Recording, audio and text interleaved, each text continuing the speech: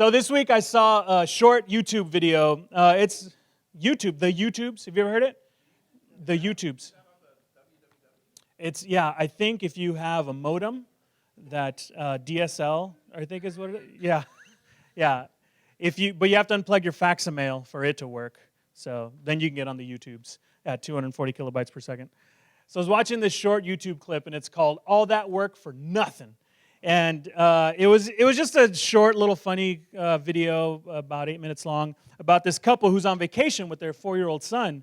And I don't know where they were. They're like Hawaii or Australia, somewhere by the ocean.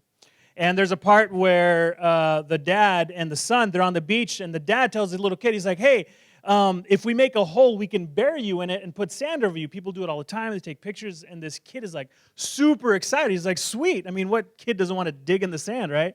So they're showing them, and they're digging, and they're getting the stuff, and the kid's just like ecstatic and jumping around. He's like 3 or 4 years old, all that kind of stuff. And so they finally get the hole big enough, and then the father goes to put the kid in the hole, and he's like, whoa! This kid freaks out, starts kind of crying. He's like, no, you said you wanted to do this. He's like, yeah. And he's like, he puts him there, tries to put sand on his feet, and he like freaks out and like curls up and starts crying. He's like, well, why did you tell me to dig this hole? And I've been digging this hole for 30 minutes, and you didn't even want to go inside. He's like, man, all this work for nothing. I just thought about that, of like how many, especially having kids, how many times you cook breakfast, you put all this work into it, and you just can't convince them cats to eat whatever it is you made, even when they ask for it. I've had that time where they ask for something and you make it, and they're like, yeah, I changed my mind. I don't want that.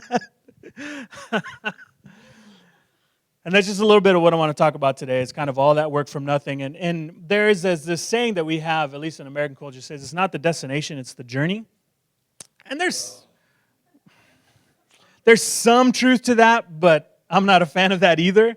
But there is some truth to that. And it just may be perspective that we have on certain things. And that's kind of what I want to talk about today.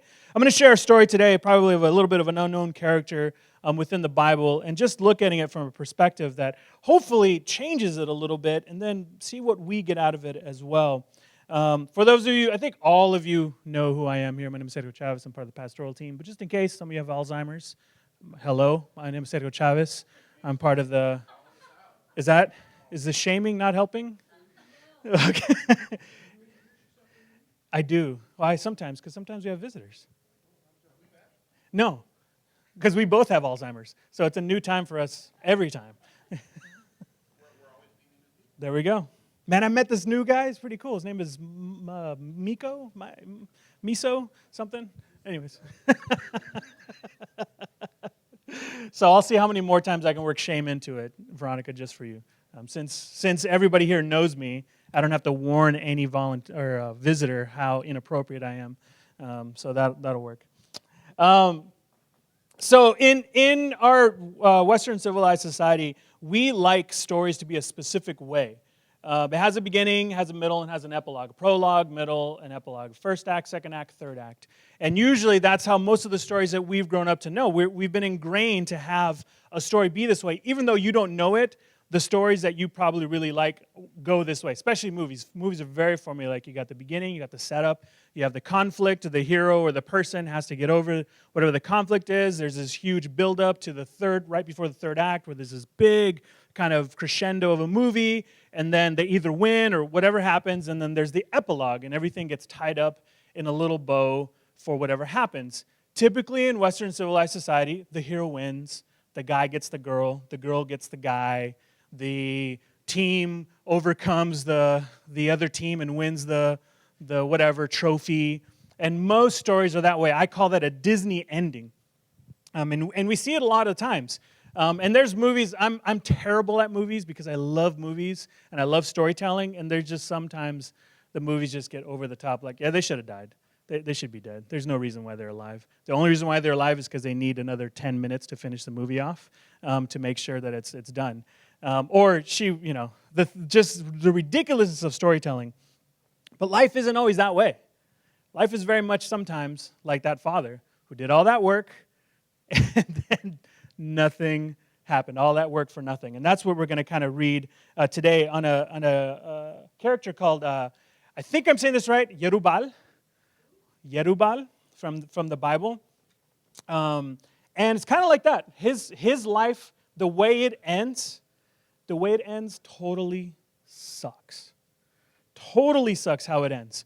So he's done a lot of stuff, but this is how his life ends. We read this. Oh, I don't have the L clicker. Jerubbaal.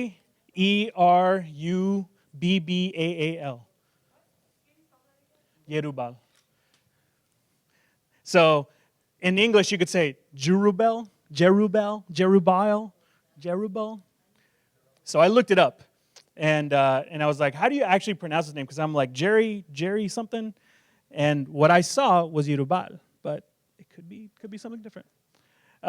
So this is how his life ends. As soon as Jerubbaal died, the people of Israel turned again and whored after the Baals and made Baal-berith their god. And the people of Israel did not remember the Lord their God, who had delivered them from the hand of all their enemies on every side, and they did not show steadfast love to the family of Jerubbaal in return for all the good that he had done to Israel. All that work for nothing. Everything that he did, once he died, the Israelites were like, cool, thanks for all your work. We're going back to worship other gods. And it like kind of stings there. Even at the end it says, and they did not show steadfast love to the family of Jerubbaal in return for all the good he had done in Israel. All that hard work for nothing.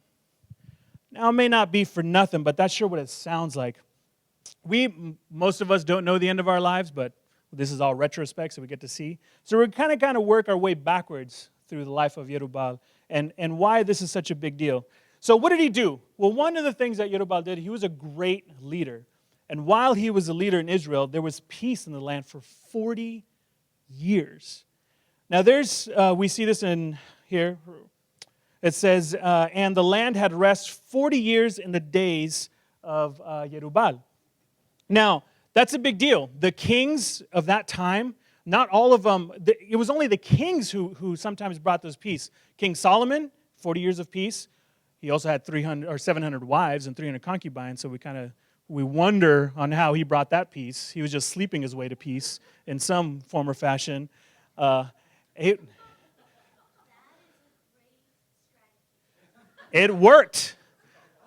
Yeah, it was political, man.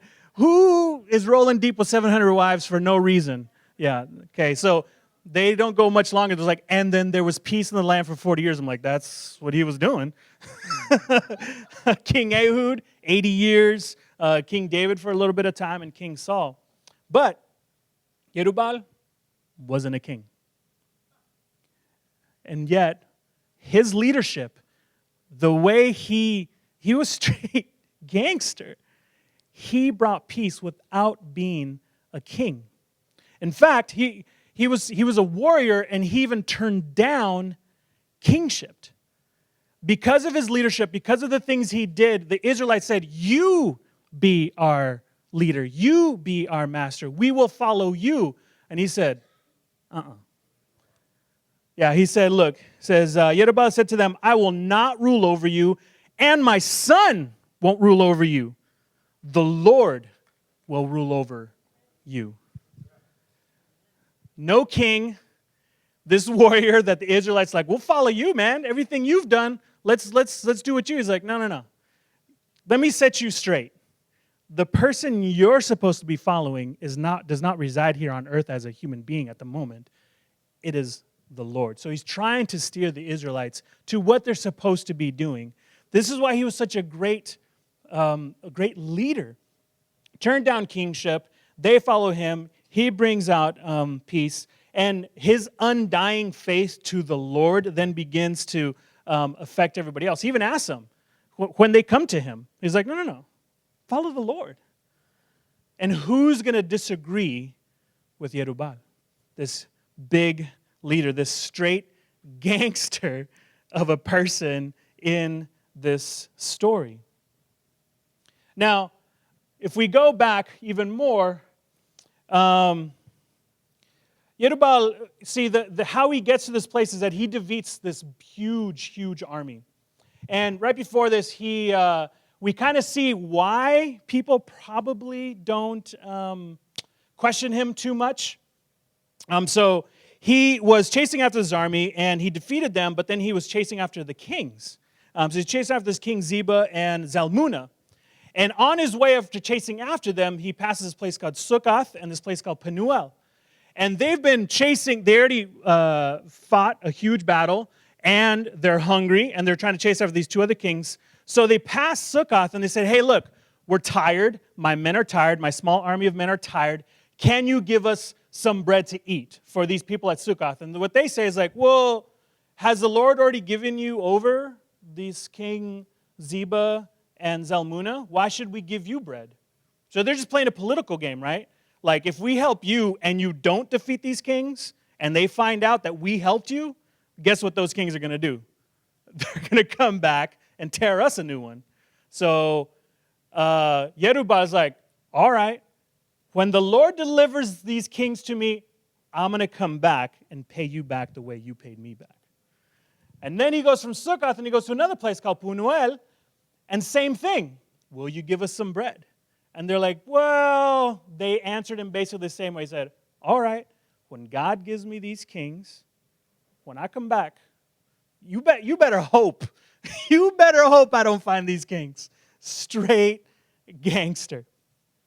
And so what happens? God gives him the kings. He finds Zeba and Zalmunna, and he defeats them.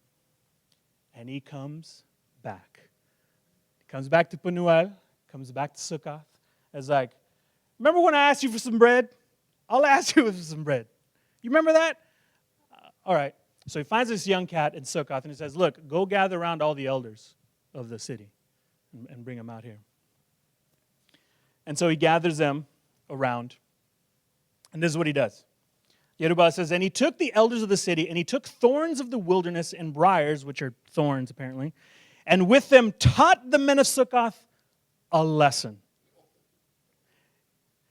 Basically what he did is he took a bunch of thorns and thickets from bushes, lined up these old cats and probably young cats, the elders from the city, and beat the junk out of them with thorns and thickets. Flailed their flesh. I told you, if I come back this way, you better hope that I don't find these kings. But because you didn't help me, when I asked of your help, this is how I'm going to pay you back. Straight gangsta. And in Penuel, they had these towers, and there he goes down there, and he broke down the tower of Penuel, the place where they had their fancy place, and then he killed the men in the city. Dude, do not mess with Yerubbaal. So when he says, I ain't going to be your king, nor is my son going to be your king, but you follow the Lord, everybody was like, whatever, yo. Sure. Yeah, okay, we'll follow the Lord. They ain't about to argue with this guy. I wouldn't argue with this guy. Right? This cat is straight gangster. Well, where did he get all this courage? Where did Yerubbaal get such confidence and courage? See, he had God on his side. He had this undying faith. He had this trust that God was on his side. When he went to Sukkoth, he went to Penuel, and he said, hey, look, can you give me some bread because God's going to give me these kings? They're like, did God really give you them? He's like, yeah, I believe in God. I trust in God. See, because not much before then, before he's chasing these kings, he won a battle.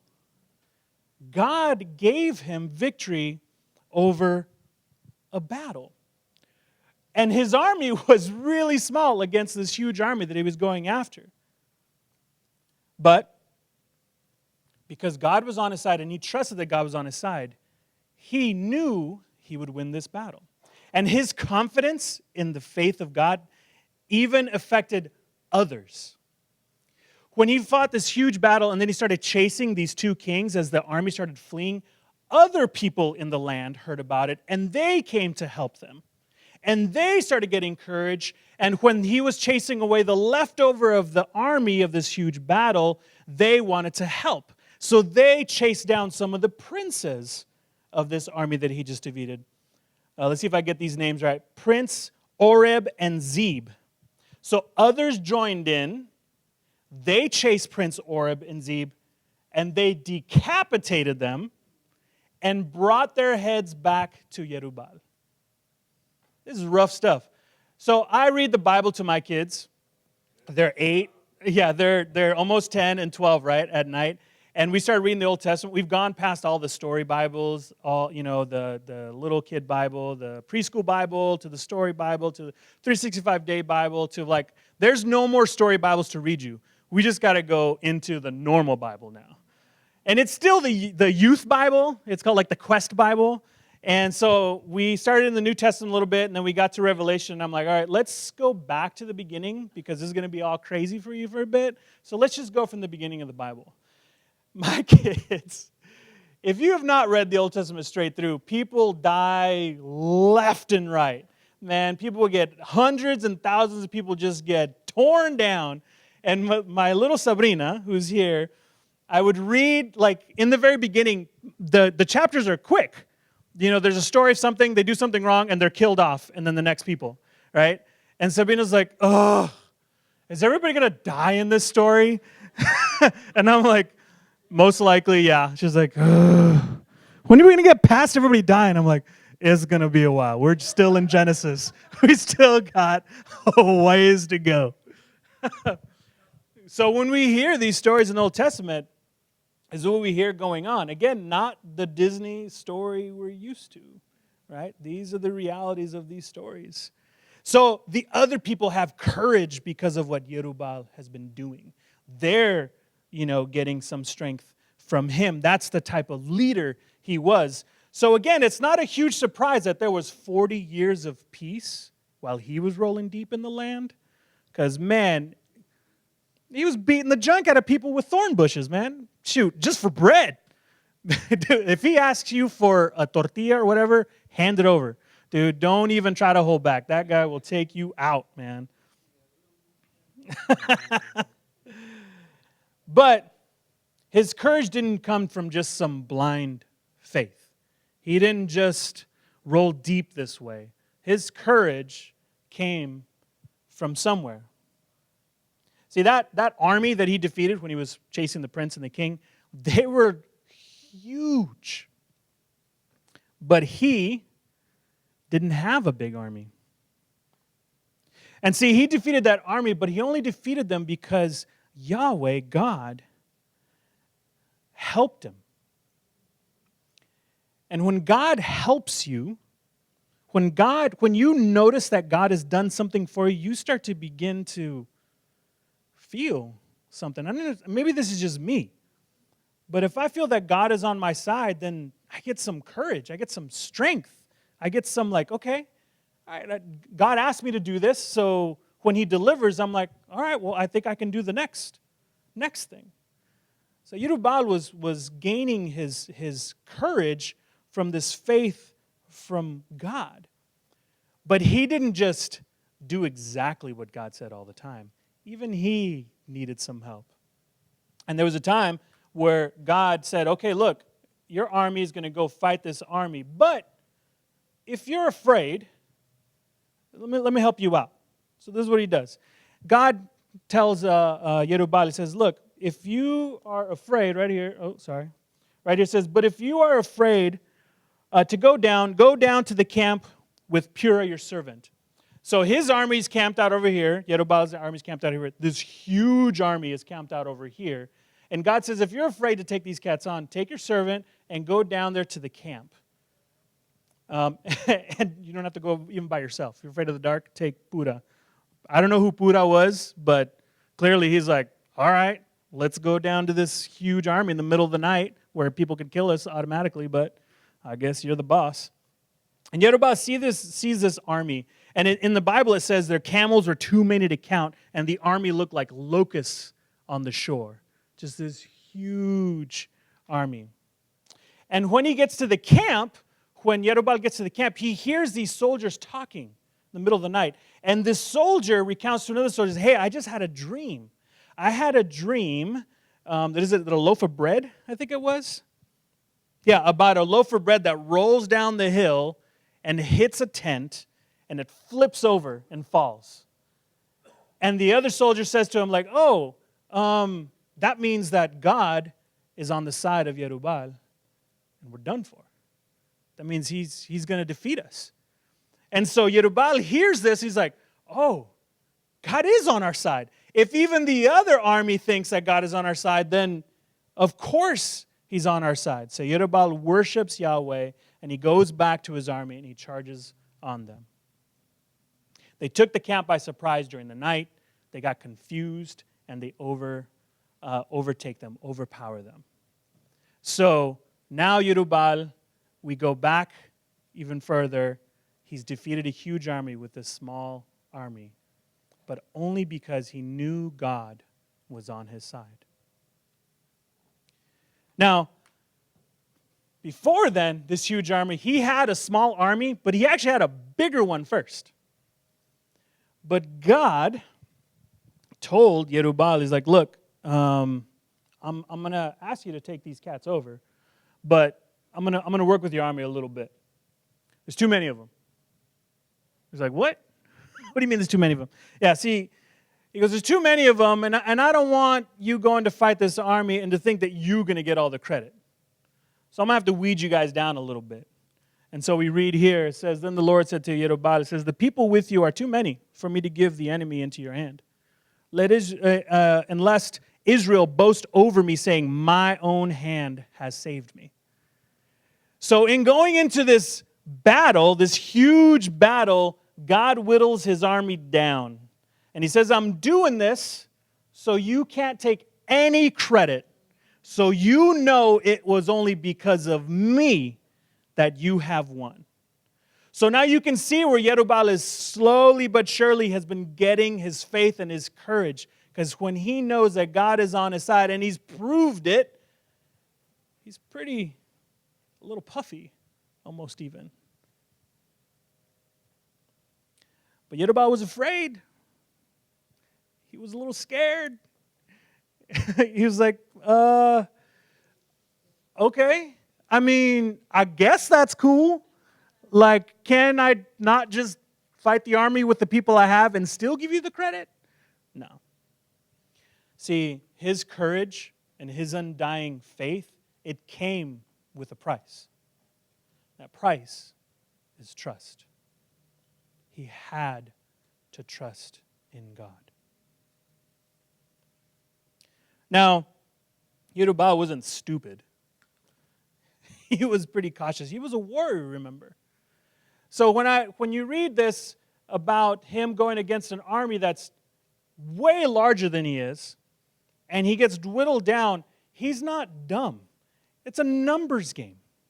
For those of you who play sports, say if you play football and there's, 11 people on the field on the other end, and you only got 3 guys on your side, it's not a good look. Right? You can win one play, running back, hopefully, if you got one. If you got some random people, you're going down. Right? And he's a warrior. He understands that the physics of war, this isn't going to work out. So he's not dumb. He realizes what's happening, but he wants to follow God. He wants to follow. His desire is to follow God. So God has continually built up Yerubbaal to be able to do this thing. In fact, before even getting to this army, when God called on him, he said, look, I need you to do a few things for me first. He says, the people of Israel, they've been out of hand. And even his own family was out of control. And his own family, his father had created an altar to Baal. And he's like, look, I need you to go take care of that. He's like, what? In fact, he was so afraid, he went at night with 10 servants so nobody could see him. He went at night with 10 servants and went and knocked down this altar, his father's altar of Baal, and he took him down. Because in order to do God's work, he's like, I feel that God is like, look, if I'm going to succeed here, we got to clear the table. You got to understand it's me who's doing all this. So we got to get rid of all this other distraction. So it's Yahweh who's leading the way. And that's actually where he gets his name. It's when he knocks down this altar. It says, therefore on that day he was called Yerubbaal. That is to say, let Baal contend against him because he broke down the altar. Or Jerubbaal. How do you want to say this? How should we say this? Jerubbaal. in English, but I'm pretty sure it's Yerubal, but maybe I'm just putting some Spanish flair on it. Whatever. Call him whatever. Call him Jerry, whatever you want to call him. Jeru. What's up, Yeru? I speak Mexican, if you're interested. I've been asked that actually. Don't you speak Mexican? I thought you were from Mexico. Why are you speaking Spanish? I'm like, well, clearly history was not something you were paying attention to. I don't know. Why don't you speak American? So, but yes, I speak Spanish. So he got his name. His name is because he went and knocked down an altar. So his name is already like, don't mess with this cat. But he had to build all that up. Now, see, the thing is that during that time, the Israelites were being oppressed at that time. They lived in caves because all the tribes around them were just picking on them. They would come and take their crops whenever they felt like it. They would come and take their livestock. They were just getting beat up by everybody. They were under this oppression. This is why God asked Yerubal, like, look, I need you to rise up here. I need you to do something about all this stuff. And even during that time, during all that oppression, Yerubal is even complaining to God. It's like, why is all this garbage happening to us, man? Why are your people suffering like this? And we hear him, he says, the son says, please, Lord, if the Lord is with us, why then has all this happened to us? And where are all his wonderful deeds that our fathers recounted to us, saying, did not the Lord bring us up out of Egypt? But now the Lord has forsaken us and given us into the hands of the enemy? So Yerubal is asking, like, why is all this happening?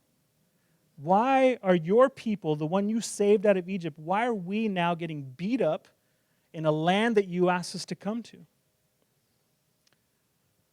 And if we go back to the beginning of this story, the reason why all this is happening, God makes it very clear, kind of explains it to him, but ultimately says, is because you have not obeyed my voice. See, what happened was that the Israelites started worshiping other gods. The Israelites forgot who God was, pretty much, not mentally, but just like, didn't really care. Started building altars. His father built an altar to Baal. All these type of things. So as they left God, as they left his presence, as they left his rulings, as they left his commandments, as they left his guidance, God's like, all right, fine. You don't want to listen to me? I will hand you over to what you want. You want to be like everybody else around you? Fine. Go for it. But without God's protection, without God being there, they were being picked on. And even Yerubal, there's a time when we meet him in the Bible and it says what he's doing. And he's threshing wheat, I think it is. He's threshing wheat. Yeah, barley. But he's doing it down in a wine press. He's hiding. So normally you would do that out in the open. I've never threshed wheat, but I hear when you throw it up, it like threshes away all the little particles or something like that, and then you get all the, it's kind of the stuff. So you would normally do this out in the open, out on a hillside or something. Biscuits is doing it in the basement in a wine press because he doesn't want the other cats to see him because they might take all of his wheat. Now, very different picture of Yerubal there to Yerubal at the end. Anybody guess what Yerubal's name was before they called him Yerubal when he got his name from breaking down the altar? Gideon. That was Gideon. See, he started out as Gideon and did not gain the name Yerubal until he knocked down an altar and everything else happened. So most of the time we hear the story of Gideon with the fleece. We hear about he questions God. He's like, are you sure you want me to do this? How about I put out a fleece, and if it's wet, then I'll know it's you. And then afterwards, like, well, how about I put out the fleece, and if the ground's wet and the fleece is dry, then I know it's you. And usually we hear this story about Gideon and how he's afraid and how he needs God to reassure him. And that's what we focus on. But when we gain perspective from the other end, he doesn't sound like such a wimp. He doesn't sound like he's all that much afraid. In the beginning, yeah, he was worried. And he was of the smallest of his family or something like that. The people, I've heard other pastors say he was like a runt. The Bible, I don't know about that action, but the perspective of Gideon changes a lot. When you see from a giant to zero, zero to gangster, gangster to zero. And the reason why I told you the story this way, I know most of you would probably figure out it was Gideon if you knew the story well enough. It's in Judges 6 through 8. But reading it from backwards to forward, I see him very differently. And what I want to present to you today is perspective.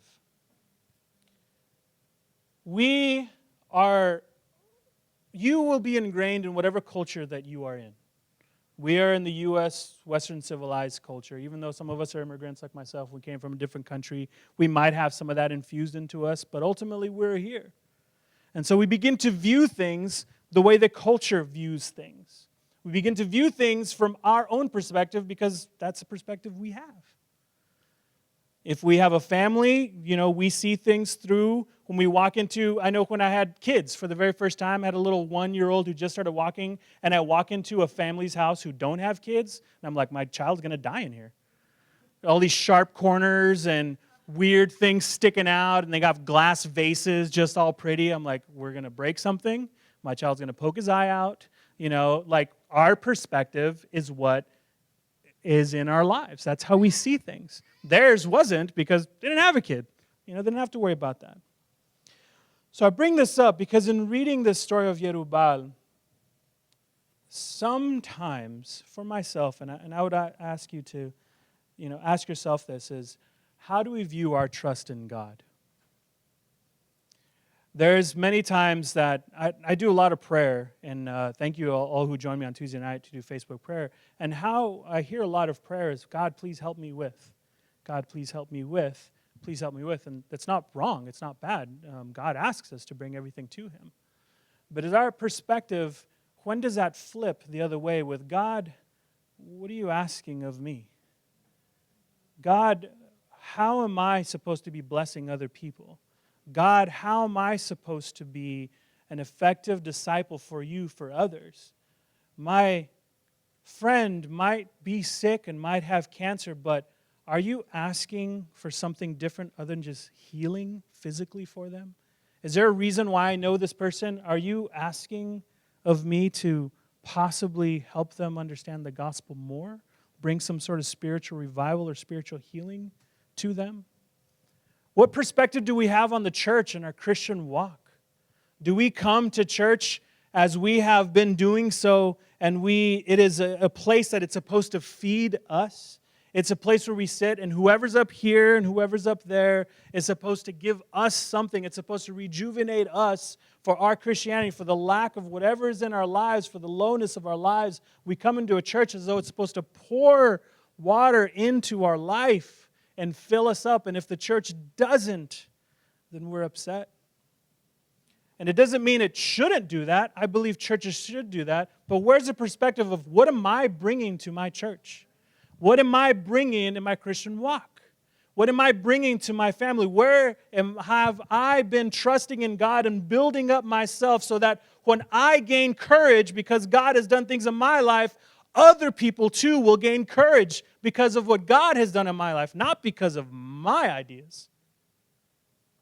The story of Gideon has a lot of things in there when we really look at it from a different perspective.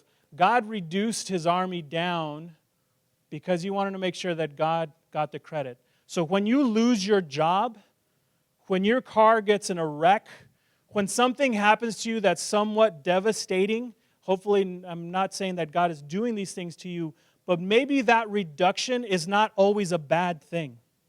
Maybe that reduction is so that when you can trust in God, you can only say that it was God who delivered me.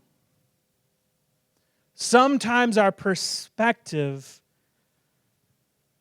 only comes from one place. So my question is, what lens are you viewing your Christian walk?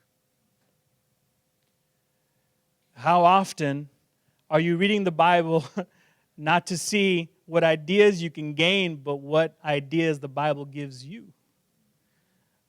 Just like my daughter said, is everybody going to die in this story again? Because that's not what she wants to hear. She wants to hear a happy story. And I can't help but say, most likely, yes. And I'm pretty sure whatever story you read, everybody died.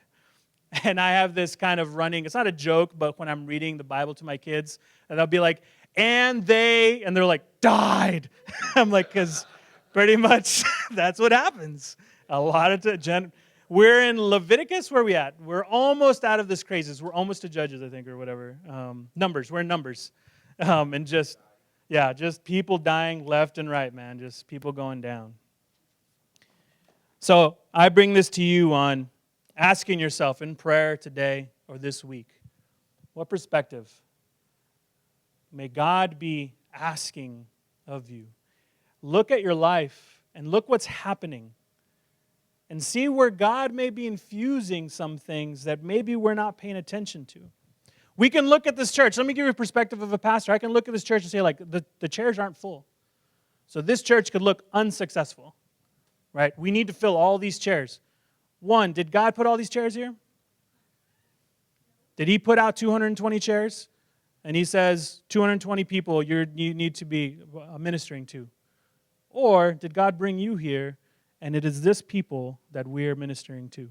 And who cares about how many chairs are here? What perspective do we have of what God is doing in our lives? That is God's message today. Bow your heads with me. Our Father, thank you so much for everything that you have put in our path to teach us something, Lord. All I ask, Lord, is that please forgive us when we don't see you at work, Lord. Please forgive us when we reject you. Please forgive us when we forget about you, Lord. But thank you so much that when we do recognize that you have been with us, Lord, you welcome us back with open arms, Lord. Our sin can be covered by the blood of your Son, Jesus Christ. And forgiveness is given to those who repent and turn to you, Lord. God, I ask you that in this coming week, open our eyes to your perspective, God. And help us when we need, by the power of your Holy Spirit, to let go of our own perspective if we need to, Lord. We may need help with that. Like Gideon, you walked him through his journey. He didn't go from zero to gangster in one sitting. It took a while, Lord. Thank you for the patience you had with him, and thank you for the patience that you will have with us. In your glorious and your beautiful name, and we all said together, amen. Please stand with us.